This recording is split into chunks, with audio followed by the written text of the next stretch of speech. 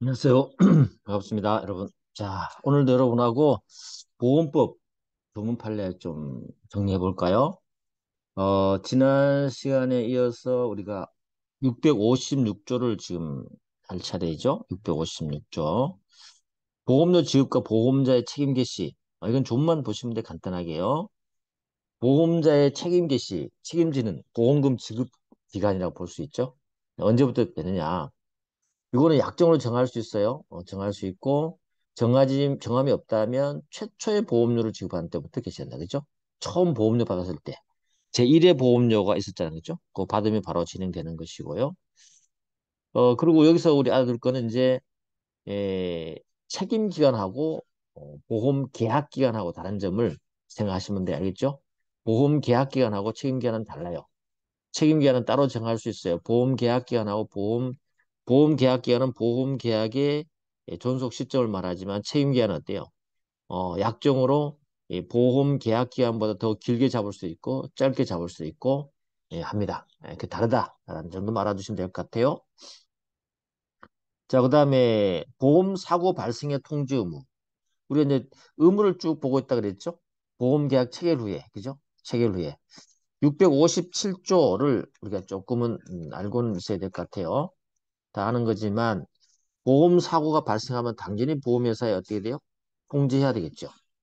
여기서 핵심은 통지를 안 하면 어떻게 되느냐? 통지를 안 하면 어떻게 하느냐? 이 문제인데 유일하게요.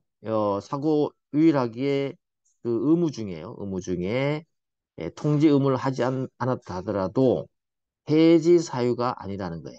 알겠죠? 해지 사유가 아니에요. 단지 있죠? 여기에 이제 간접 의무라 그래서, 간접 의무라 그랬어요. 간접 의무에서 특별히 책임을 지지 않는 거지만 본인이,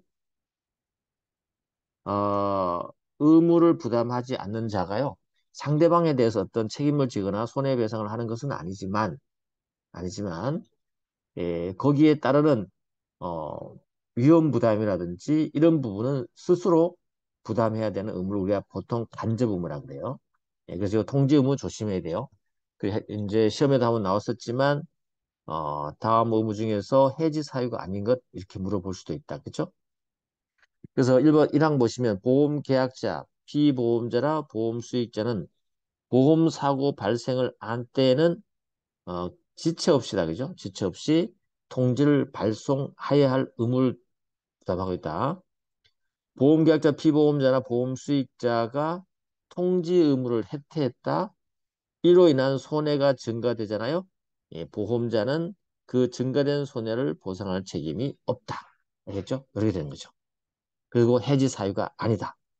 됐습니까? 요 조문은 657조는 그거 하나 챙겨가시면 충분합니다. 자, 넘어가시고 658조는 뭐 보험금액 지급이니까 큰 문제 안 되죠? 금액이 지급해서 약정기간이 있으면 기간 내에 약정기간이 없으면 보험사고 발생 통지 받잖아요. 받자 말자 바로 주는 것이 아니고 지체 없이 보험 금액을 확정해야 될 거 아니에요. 그죠? 지체 없이요.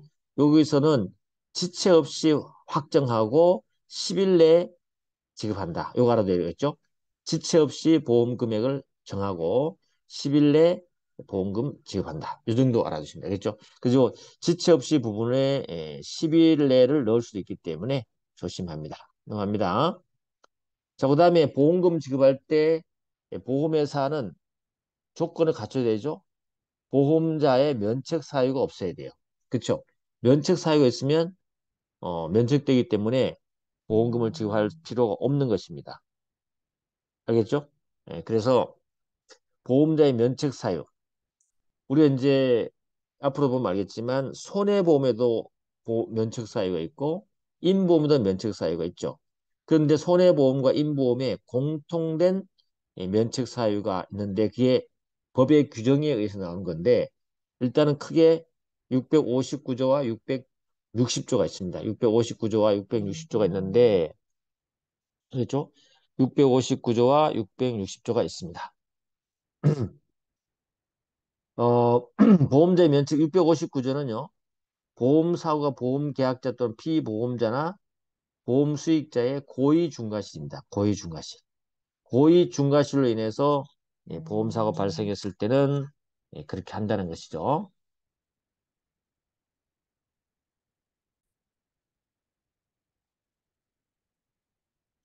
그래서 고의 중대한 과실, 그죠? 이게 면책 사유가 되는데 여기서 조심스럽게 하나 알아둔다면 뭐 뒤쪽에 하면 얘기 나오겠지만 여기 고의 중대한 과실 있잖아요. 요건데 요 중대한 과실 부분은요.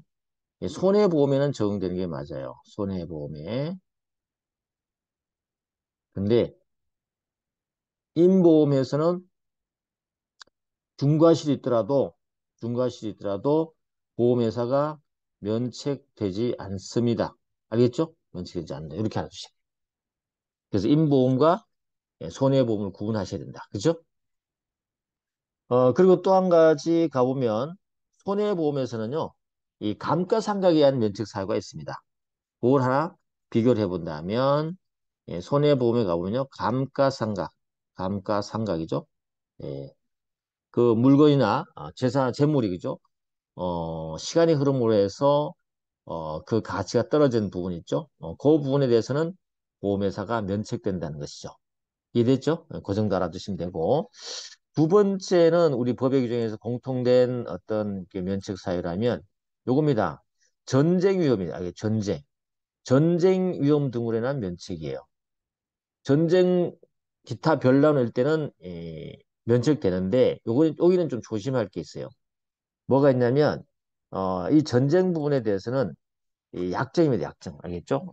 다른 약정. 다른 약정. 약정이 없으면 보험자는 보험 금액을 지급할 책임이 없어요. 알겠죠? 약정이 있으면 가능한 거죠. 그러니까는 전쟁에 대해서 전쟁에 나갔을 때도 내가 사망하거나 다치거나 아니면 여러 가지 손해 났을 때 그때 보험금 주세요라고 약정할 수 있나요? 있다는 것입니다. 알겠죠? 그래서 약정하면 가능하지만 약정 없으면 보험회사가 면책된다. 됐어요? 자, 재보험은 그냥 보시면 되는 것이고 소멸시효입니다. 이것도 선택형 객관식으로 좀 봐야 되죠? 보험금 청구권은 3년간. 보험금 청구권이죠. 소비 고객이 있죠. 보험료 또는 적립금 반환 청구권도 3년간. 근데 보험료 청구권은 누가 달라고 하는 것이죠? 보험료 청구권은 이 보험료 청구권은 보험회사죠, 보험회사. 보험자죠, 그죠? 보험자 입장이고, 숨으시오. 여기 보험금 청구권, 적립금 반환 청구권, 보험료 요 세 개는 어때요? 보험 계약자 측이죠. 그래서 계약자 측에서의 소멸시효 기한은 길다. 보험자 측에서의 어떤 행사할 권한의 소멸시효는 짧다. 2년. 이렇게 알아두면 돼요. 왜냐하면 보험자는 전문가죠. 잘 알고 있기 때문에 그렇게 길게 줄 필요는 없다고 보는 겁니다. 자, 뭐 그 정도 정리하면 될 것 같아요. 자, 넘어가셔가지고 보험계약자 등의 불이익 변경 금지 623조 있죠. 이게 이제 상대적 강행 규정이라고 볼 수 있는데 보험계약자 등의 불이익 금지다. 요 조항도 알아두는 게 좋습니다. 우리 이 보험과 관련되는 것은 사실은 보험 통치과 관련해서는 어, 특히 보험이죠. 보험에 관해서는 이 보험 계약자와 보험자 간의 정보 불균형, 그죠? 이런 것을 해소해서 양 당사자의 동등한 입장에 평등한 입장에서 계약을 체결할 수 있도록 해주는 것이죠. 그렇기 때문에 약자에게 또 힘의 균형을 실어주기 위해서 조문이 있고 그런 게 있겠죠. 강자에게 또 갑질하는 거죠. 그러한 것에 대한 그 행사를 제한하는 규정을 두고 있겠죠. 어쨌거나 이러한 보험에 관한 규정, 요 2편이죠. 2편. 2편이라는 것은 보험법 보험편을 말합니다. 알겠죠? 보험편의 규정은 당사자 간의 특약으로 보험계약자, 피보험자는 보험 수익자의 불이익으로 변경 못해요. 알겠죠? 그러면 불이익이 아니면 이익으로는 변경 가능한가? 이익으로 보험계약자 등의 이익으로 변경 가능한가? 가능합니다. 알겠죠? 그래서 이걸 우리가 편면적 강행주의라 하기도 하고 그 다음에 전체를 봤을 때는 또 이렇게 상대적 강행주의라고 합니다. 상대적 강행주의, 강행주. 요 앞쪽에 것만 봤을 때, 본문만 봤을 때는 편면적, 그죠? 편면적, 한쪽, 그죠? 강행이죠. 한쪽을 위해서. 그런데 전체를 봤을 때는 상대적 강행이죠. 절대적이 아니다. 왜 그러냐면 요 단서가 바로 그것 때문입니다. 재보험, 해상보험, 기타의 유사한 보험의 경우는 그러하지 않다. 이 재보험이라든지 해상보험 같은 경우는 주로 기업보험이잖아요. 그죠? 이 기업들은 굳이 약자가 아니에요. 아니기 때문에 이럴 때는 우리가 에, 당사자 특약으로 이 재보험, 해상보험의 피보험자의 불이익을 하는 그 정도 정할 수 있다는 거죠. 그렇기 때문에 이 전체로 볼 때는 상대적 강행이죠. 본문으로 볼 때는 편면적 강행이죠. 그렇게 보시면 된다. 그죠? 이런 조문이 있다는 걸 여러분이 하나 알아두시면 되는 것이에요. 자, 그 다음에 넘어가셔가지고, 뭐, 상호보험, 공제 등의 준용, 뭐, 크게 신경 쓸 거 없습니다. 이제 우리 여러분 손해보험으로 가시면 돼요. 이제 보험 통식은 그 정도 보시면 되고, 손해보험입니다. 손해보험에 독특한 몇 가지 통칙에서 나오는 제도를 알아두면 되는 것이죠. 손해보험자는 어떤 거예요? 불구업소는 똑같습니다. 앞쪽에 봤던 것처럼 보험 사고로 인해서 재산상 손해를 보상할 책임입니다. 그죠? 재산상. 뭐 그 정도 알아두면 될 것 같아요. 우리만 생명보험 같은 거 어떻게 돼요? 생명의 손해를 상해보면 그죠? 신체의 손상을 보상할 책임을 진다. 알겠죠? 이렇게 바꾸기만 하면 돼. 끝. 자, 넘어가시고. 자, 손해보험 증권 주는 거야. 누가 뭐 봐도 알 수 있는 거죠. 일정한 사항 기재한다. 보험자 기명 날인 서명한다. 그 내용이면 보험 목적, 보험 사고의 성질, 보험 금액 뭐 이런 건 다 정하겠죠. 그죠? 뭐 되고. 그다음에 상실이익 등의 불산입 667조. 보험 사고로 인해서 상실된 피보험자가 얻을 이익이나 보수는 당사자 간에 다른 약정이 없으면 보상한 손해에 산입하지 않는다. 이게 이제 우리가 기대이익이라도 볼 수도 있기도 하고 그런 건데 우리가 그죠? 일반적으로 보험 사고 남으로 해서 내가 직장을 못 다녀서 월급을 못 받잖아. 그죠? 뭐 그런 것들. 이런 것들은 약정이 있으면 받을 수 있어요. 약정이 있으면. 내가 이제 어떤 뭐 재산 예를 들면 어떤 건물이 있었는데 건물에 대해서 화재보험을 들었다. 그래서 화재가 나버렸어요. 화재가 남으로 해서 화재 나는 순간부터 이 건물을 임대를 못하기 때문에 임대료를 못 받고 그 다음에 여러 가지 소리가 나잖아요. 그죠? 이 부분에 대해서 보험회사가 보상해 줄 거냐에 대해서는 약정이 있으면 가능해요. 약정이 없으면 그 부분에 대해서 보험 사고를 통해서 잃게 되는 어떤 이익이나 보수는 보험회사가 보상하지 않습니다. 알겠죠? 상실이익 등의 불산입니다. 뭐 이 정도 전문 하나 보시면 돼요. 이만 하면 돼요. 그 다음에 손해보험에서 보험계약의 목적은 우리가 보험계약은 금전으로 산정할 수 있는 이익에 한해서 보험계약으로 목적을 할 수 있다. 금전으로 산정할 수 있어야 돼요. 요거 이제 우리가 금전으로 산정할 수 있어야 된다. 요게 우리가 뭐라고 할 수 있냐면 나중에는 그 손해보험의 대상이 되는 거죠. 물건, 이 목적물에 대한 가액을 금전으로 평가한 것이 바로 이게 보험 가액이라고 합니다. 알겠죠? 보험 가액이라는. 보험 가액이 정해질 수 있어야 돼요. 알겠죠? 집값은 집에다 손해보험 든다, 하재보험 든다. 그러면 집값이 뭐 10억이다, 5억이다 정해질 수 있어야 된다. 그렇죠? 그런 걸 말합니다. 그래서 조문에 보험 가액 개념이 어디서 나와 있다고요? 여기 있는 거예요. 668조에 있는 거예요. 알겠죠? 그 말을 여러분이 이해를 해 주셔야 된다. 근데 이 보험 가입 개념은 인보험에서는 적용될까 안 될까요? 잘 안 없어요. 인보험에서는 보험 가입이라는 개념이 나타나지 않습니다. 그래서 성질상 나타나지는 않습니다. 알겠죠? 그렇게 알아두시고 자 초과보험 나왔는데 그래서 이 보험 가입이라는 개념이 나오기 때문에 이제 우리가 초과보험하고 기평가보험 이런 것들이 나오게 되는데 한번 가볼게요. 초과보험 뭐냐? 669조. 초과보험은 보험 금액이, 보험 금액이, 자, 보험 금액이 잘 봐야 되겠죠? 예, 전문으로 잘 봐야 돼요. 보험 금액. 우리 보험 금액하고 보험 가액은 다른 거 아시죠? 이게 이제 보험 금액이고, 보험 계약의 목적물의 가액. 아까 말했던, 그죠? 금전으로 평가할 수 있는 목적물의 금액. 그죠? 이게 가액입니다. 이걸 우리가 보험 가액이라 합시다. 보험 가액이라 합시다. 그래서 보험 금액과 보험 가액하고 차이를 생각하는 거죠. 그래서 금액, 돈 받을 금액이 보험 가액을 현저하게 초과할 때는 보험자, 보험계약자는 보험료와 보험 금액을 감액을 청구할 수 있어요. 감액을 청구할 수 있다. 그래서 뭐라 했죠? 보험자 또는 보험계약자 다 된다는 거죠.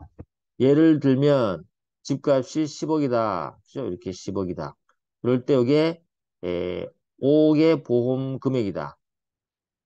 보험 금액이에요. 이게 가액이에요. 그죠? 그런데 보험 금액이 보험 가액을 현재 초과했다. 이게 만 15억이다. 뭐야? 보험 금액이. 이건 10억보다 초과된 거죠? 이 부분을 깎아야 된다는 거죠. 알겠죠? 그래서 보험료와 보험 금액을 깎아내려야 되겠죠. 그죠? 예, 그렇게 하면 된다. 근데 요 깎아내린 그죠? 청구는 할 수 있지만 이 청구는 장래효다. 장래에 대해서만 그 효력이 있다. 라고 보시면 돼요. 됐죠? 그렇게 한다. 그래서 초과보험은 이렇게 정리한다. 그럼 보험 가액은요.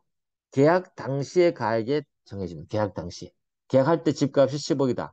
예, 그렇게 정한다는 것이죠. 또 3항. 보험 가액이 보험 기간 중에 현저히 감소했다. 집값이 내려왔다는 거죠. 집값이 10억에서 이렇게 3억으로 내려왔다. 내려온다는 거죠. 이렇게 현저히 감소된 때도 1항과 똑같다는 말은 무슨 말이에요? 1항과 똑같다는 것은 3억으로 내려왔으니까 보험 금액이 보험 가액보다 더 많잖아. 그죠? 요걸 감액하고 내린다는 뜻입니다. 알겠죠? 그런데 사항 가보시면 이러한 초과보험이 이런 식으로 선의로 된 거는 상관없어요. 근데 보험계약자가 처음부터 사기로 이렇게 체결됐다. 사기로 나중에 집에 불나면 15억을 받으려고 했다. 이거는 무효로 합니다. 무효로. 알겠죠? 그래서 사기적 초과보험은 무효다. 그리고 보험자는 그 사실을 안 때까지 이 보험료를 청구할 수 있다. 알겠죠? 그래서 심플하게 초과보험에 대한 개념, 특히 보험 가액과 보험 금액 간의 관계를 알아두면 좋겠습니다. 그러면 마무리되는 거예요. 알겠죠? 됐다. 그래 보면 되고, 그 다음에 이제 우리가 기평가보험, 미평가보험인데, 예, 요것만 하고 마무리 짓도록 하겠습니다. 기평가보험하고. 기평가보험은 처음 당사자 보험가액 정할 때, 보험가액 정할 수 있어요. 처음 계약 체결할 때 우리 집값은 10억이다. 라고 하면 그게 바로, 예, 기평가, 미리 평가했다는 거죠. 보험이고, 사고 발생 시의 가액으로 정한 것으로 추정하는 거죠. 처음 계약할 때 집값이 10억이다. 화재보험 들 때 정했다면 그건 만약에 사고 화재가 났다. 그러면 10억으로 추정해 주는 거죠. 그럼 어때요? 이 추정이 되기 때문에 이 부분에 대해서 다투고 싶은 사람이 있으면 그거 10억이 아니다. 라고 하면 그 추정을 깨주면 되는 거죠. 다만 그 가액이 사고 발생 시의 가액을 현저히 초과할 때는 사고 발생 시의 가액을 보험 계약을 한다. 처음에 집값이 10억이었어요. 그런데 사고 발생할 때 집값이 5억으로 떨어졌다. 그럴 때는 5억이 사고 발생 시 가액으로 기평가보험도 그죠? 가액으로 정해진다는 거죠. 그래서 원래 정하고 나면 그게 사고 발생 시 가액으로 추정하지만 집값이 떨어지거나 보험 가격이 변경이 있을 때는 어떻게 한다? 그때는 사고 발생 시의 가액으로 한다. 뭐 그렇게 정해주면 돼요. 그다음 미평가 보험도 별거 없어요. 당사자 간에 보험 가액을 정하지 않을 때는 언제 기준한다? 사고 발생할 때 집에 불이 났을 때 그 주변의 시설을 따져서 가액으로 정하고 보험 가액 정하고 이렇게 초과 보험인지 아닌지 따져본다. 알겠죠? 이렇게 하면 됩니다. 됐어요. 그래서 기평가 보험, 미평가 보험도 크게 문제되지 않고 전문을 잘 보면 될 것 같고 그다음에 초과 보험에 대해서 처음에 여기에 잘 들어가야 됩니다. 알겠죠? 자, 그러면 오늘은 여기까지 하도록 하겠습니다. 네, 수고했습니다.